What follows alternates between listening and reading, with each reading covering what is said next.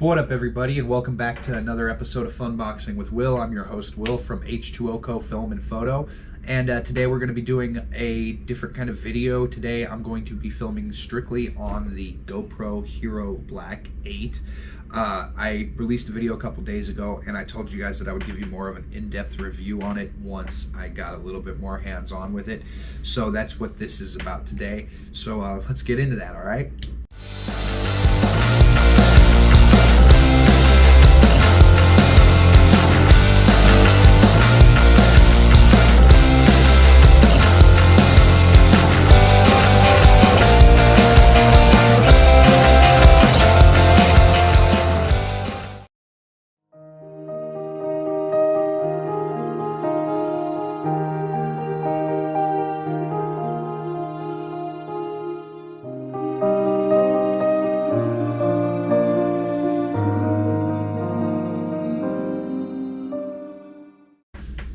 Alrighty, so the Hero 8. Now, I've never owned a GoPro before. This is the first GoPro I've ever owned personally, and I have so far been blown away with it. It is, it's going to be going in my bag with me. I know I say that about a lot of the gear I pick up, but some gear, you know, I just don't like. There's gear that I've had that I've done reviews that I didn't like, and this piece of equipment is by far one of the most versatile cameras I've ever had.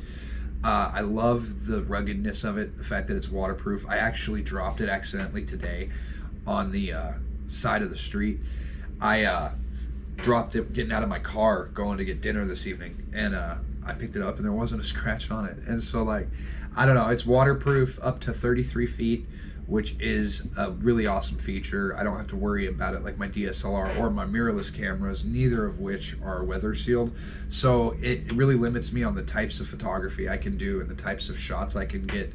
I have not been able to get any kind of shots in any kind of bad weather. You have to have perfect weather conditions almost every time you want to go out and film or shoot, and this opens up a whole new world of photography to me. So I mean, I know it's not a DSLR or anything like that, but for an action camera, it's got some amazing quality.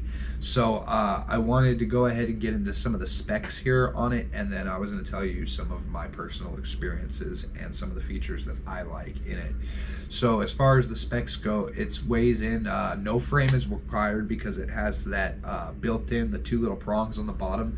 They're built into the actual GoPro this time around instead of having a case that you have to remember to carry with you every time. So that's convenient, and they're replaceable. If you break them, you can go ahead and pick up another pair for $20 on Amazon, so it's a good deal. They stay in place with little tiny magnets, so there's a very satisfying click to it when you close it up.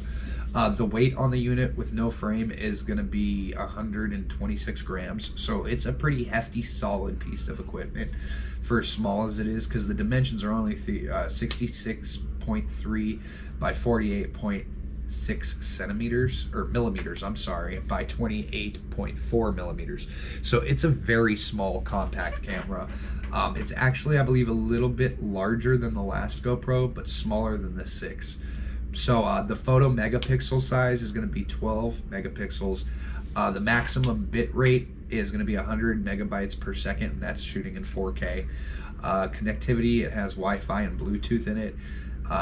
It also has the GoPro app integrated with Quik, which is in the desktop version, or you can get the app on your phone and you can control your camera remotely, or you can download the media and edit the media in the app right there and then upload it to social media or whatever. And you can actually live stream with this camera straight to your favorite social media feeds like Twitter or Facebook as well. So that's something, if you're a vlogger, that you would find very useful. The digital lenses, it has 4 of them, or 3 of them, sorry. It has super view, no, 4, I was right. It has super view, wide, linear, and narrow. I've noticed anything above linear kind of gives you that warped edge effect the fisheye effect, so you're gonna tell for sure that it's an action camera. But in certain circumstances, you can actually pull off shots that you might not be able to tell that it's an action camera if you go through the linear or narrow lenses, which both of which, because it is an action camera, are still fairly wide lenses. I think the narrowest lens on this thing is like 39 millimeters, so that's pretty narrow. It's the equivalent, they say. Most of the lenses, I think linear's like 19 to 38 or 19 to 25 millimeters or something like that. I'm not sure, I don't remember, but it's pretty wide for sure. Your burst rate at 12 megapixels, 3, 5, and 10 and 30 frames per second, with burst options of 1, 3, 6, and 10 seconds. You also have time lapse with options of every 5 seconds, 1 second, 2 seconds, 5 seconds, 10 seconds, 30 seconds. And then you can do 1, 2, 5, and 30-minute intervals as well on the time lapse. Your time warp is every 2 seconds, 5 seconds, 10 seconds, 15 seconds, and 30 seconds recording speeds. And it does 2 times, 5 times, 10 times, 15 times, and 30 times speeds in your fast forward. So you can do 30 times fast forward on it, which is really for the time lapse, it's really, or time warp, it's very crisp, very clear, and that's in 4K, I believe. So the night lapse, you can do 5, 6, 10, 15, 4, 5, 10, 15, 20, 30 second intervals, and then you can do 1, 2, 5, and 30-minute intervals as well with the night lapse. I have noticed personally that you do get a lot of noise in the background with the darker imaging. The nighttime shots, you're going to get noise. The touchscreen is a 2-inch LCD touchscreen that's very responsive. I haven't had any problems with it, even though it's so small, and you can actually adjust the touch sensitivity to it. And if you don't like touch screens, it also has voice control, so you can command it with your voice if you'd like. You just turn on a toggle in the menu preferences section and it sets that up for you, so that's pretty interesting. I've never had a camera that had voice controls like that, so that's awesome. It's waterproof up to 10 meters or 33 feet without a case. And then with a case, you can extend that another, I think, 30 meters or something like that, depending on the type of case you buy. It has GPS and it has microphones. There's 3 of them in there. There's one under the mount. There's one right on the front-facing part of the camera, which is why I believe that this camera, from what I've heard, has better audio than the other GoPros on the market, and I think that's wise because they've said that this is the first one they've positioned that camera on the front of the unit, so it really helps get a direct line of sight with the person in the cardio mic. Then it says battery removals at 1220 milliamp hour battery, lithium ion. I've noticed in 4K I get about 55 minutes out of it. I noticed in 1080p I get almost an hour and a half in it, so it varies. I recently went out and picked up, I don't know if you could see it, but right here there is this, it's called a Teslin all-in-one charger box. It's super useful. It was $49 on Amazon, and you can charge 3 GoPro batteries at once, and it also stores 2 extra SD cards, and it has a card reader inside the charging box. So you just plug it into your computer, set it up there, and I would definitely suggest getting some extra batteries. That's a great way to store them and keep them charged all the time. I picked that up for, like I said, $49.99, so it was a good deal, especially being that it's water resistant and shock proof with the silicone outer layer. So it's pretty nifty, and it's got a nice little tether strap on top so you can carry it around with you if you have to go somewhere, travel with it. So it also has in this system something called Hypersmooth 2.0 with high and boost options. It is the gimbal killer. It is officially the gimbal killer. I have thrown this thing on a selfie stick. I actually have it hanging from the mount that I've got the camera hanging from right now. This stupid selfie stick. I told myself I'd never be caught dead with a selfie stick. But this thing, you just put it down to about right here, you walk around and you get your footage, and the stabilization in this thing, it's insane. Like, you don't need a gimbal. It's retarded. I'm going to show you a video here in a minute that has me doing a time warp, and I was going to the grocery store just to go grab a pack of smokes or something like that. And as I'm walking down the street, I didn't have any of my GoPro mounts at the time, so I had it hanging from a necklace or a lanyard on my neck. And this thing is literally just bouncing back and forth on my chest. And the footage in Time Warp is still smooth. I mean, obviously it's moving a little bit because of how far it was bouncing on my chest.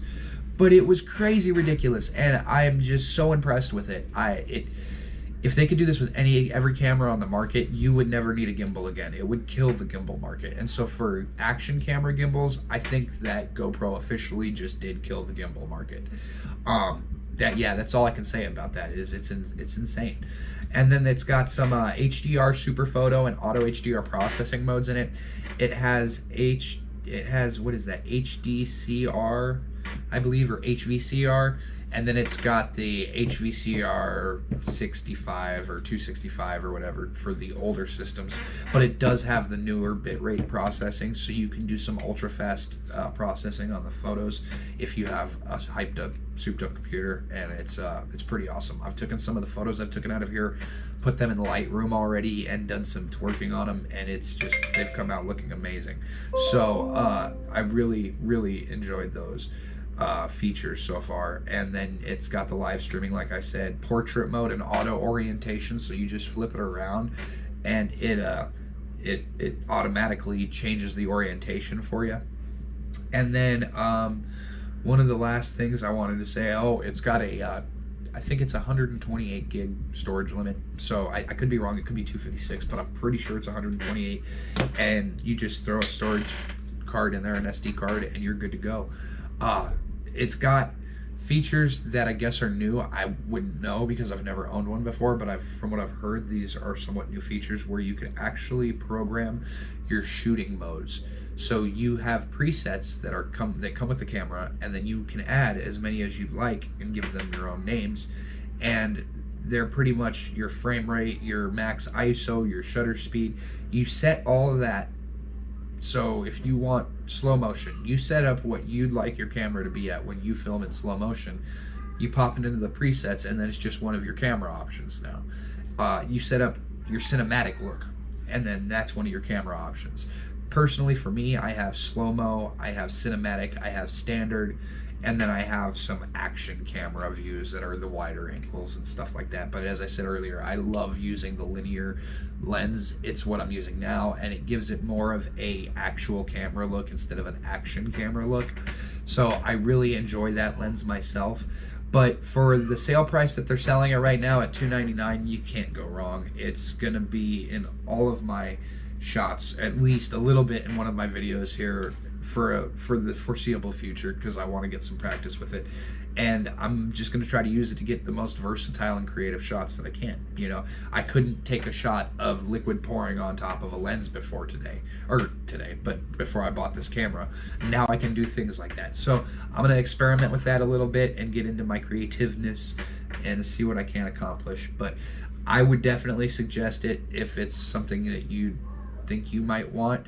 I think that it's worth the money for sure. It's a 5 out of 5 stars, and it's going in my bag as soon as I'm done with this video, and I'm sure I'll be pulling it out in the next 24 hours multiple times. So I hope you guys have a good night and stay creative, my friends, and that's it for tonight. Have a great day.